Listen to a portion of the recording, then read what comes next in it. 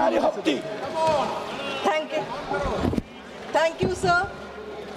Sir, ये women reservation bill के लिए बात जो कर रहे, ये एक्चुअली देश को सरकार बताना चाहते हैं जो अपोजिशन वुमेन का अगेंस्ट में है, ये सच है ही नहीं।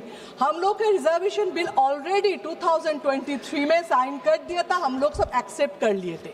लेकिन इसका वो हिंदी का गाना याद आ रहा है, चोली के पीछे क्या है, चुन्नी के नीचे क्या है।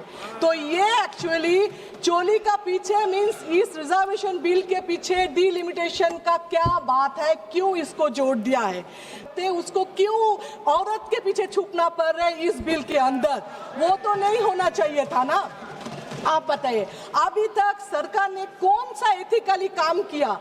डेमोक्रेसी को खत्म करने के लिए जो जो काम करना है सरकार ने कर रहे हैं, अभी तक किया है। आप 543 MP, उसमें 1/3 181, इतना हिम्मत है यहाँ पे जितना MPs बैठे हैं उनको पुरुष जितने हैं, आप बोलो उसको छोड़ दो और 181 लड़की को लाए तो सैक्रिफाइस समझ में आएगा। ये सैक्रिफाइस नहीं है, ये औरत को सामने रख के डील कर रहे हैं, इलेक्शन जीतने का फॉर्मूला कर रहे हैं। लेकिन आप, मेरा ये रिक्वेस्ट है सदन से, देश से, नारी शक्ति का बात मत करो। नारी को देवी बनाना, दुर्गा बनाना, काली बनाना मत करो। नारी को इंसान समझो, इंसानियत दिखाओ, उससे काफी है। इतना ऊपर रखने का कोई जरूरत है नहीं।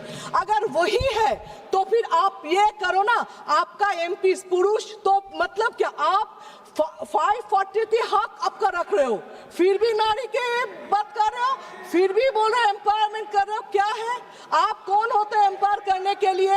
आपके आधा MP तो रेप केस में है, आधा MP डाउरी केस में है, आधा MP तो इसमें फिर आपके मुंह से नारी शक्ति का बात शोभा नहीं देते। तो आपको किसी पे आरोप लगाना तो लिख करके पहले से देंगे। ठीक है सर, जो नाम है वो सिर्फ बता दीजिए लिस्ट पे। आप मुझे बताइए 2047 में क्या विकास होगा, उसका बात अभी आप कर रहे हो। 47 में यहाँ पे आधा लोग जिएंगे नहीं, लेकिन 2011 में जो सेंसस हुआ है उसका काम अभी तक चल रहा है। तो 2047 तो अगला जिंदगी देखेंगे। आप लोग का एक भी काम सही नहीं है, एक भी बात सच नहीं है। आप पॉपुलेशन का हिसाब से करें। मैं भी चाहती हूँ मेरा कॉन्स्टिट्यूंसी में और एक MP आए, लड़की आए, उसके साथ काम करेंगे, ये सच है। ममता बनर्जी एक है जो CM है, अपने बलबूते पे CM बने, कोई दिल्ली का CM जैसे बने नहीं।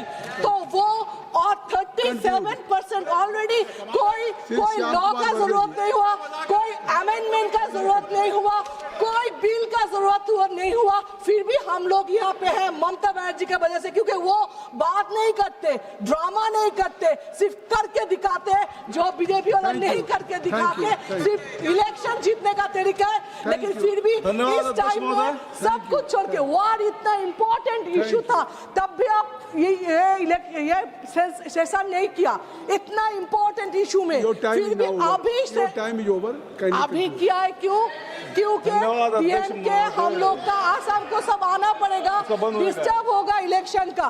फिर भी मैं यहाँ पे बोलकर जाती हूँ, बीजेपी फिर भी वेस्ट बंगाल में हारेंगे। धन्यवाद अध्यक्ष महोदय।